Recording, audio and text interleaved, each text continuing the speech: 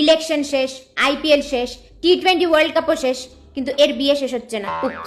Pre wedding, বিয়ে তো শুরুই হয় নাই এখনো। প্রি ওয়েডিং কে আমি এতদিন ধরে বিয়ে ভাবছিলাম, অনন্তের বিয়ে অনন্তকাল অব্দি চলবে। এটা বিয়ে কম শো অফ বেশি মনে হচ্ছে। সেই যে ফেব্রুয়ারি মাস থেকে শুরু হয়েছে ওয়ার্ল্ড এর লংগেস্ট প্রি ওয়েডিং, এখনো তো বিয়ে, বাসি বিয়ে, দিরাগমন এগুলা বাকি আছে। বাহ আম্বানি কাকু, বিয়ের খরচা আমাদের উপর দিক দিয়ে ভালোই চালাই দিলা। খায়া পিয়া কুছ নেই, রিচার্জ কিয়া 890। ভাই বিয়েতে তো যাই অব্দি নাই, শুধু নেটে একটু দেখছি, তাতেই নেট খরচা বাড়ায় দিল। এই বছর কি শেষ হবে বিয়ে? প্রি এর পর পোস্ট ওয়েডিংও তো বাকি আছে নাকি? যেই হারে চমক আসতেছে আমার তো ভয়ই লাগতেছে। প্রি ওয়েডিং এর সময় বিদেশ থেকে সিঙ্গার নিয়ে আসছিল, ওয়েডিং এর সময় আবার নরক ফরকের থেকে লোক না নিয়ে চলে আসে। বলা যায় না জিওর নেটওয়ার্ক কোথায় কোথায় আছে। লেহেঙ্গার দাম নাকি 800 কোটি টাকা। আমাদের থেকে চাঁদা তুইলে তো লেহেঙ্গাটা বানাইলো।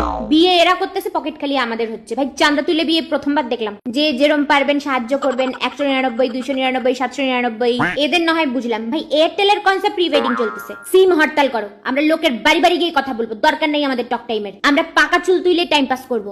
দরকার নেই আমাদের নেট রিচার্জ।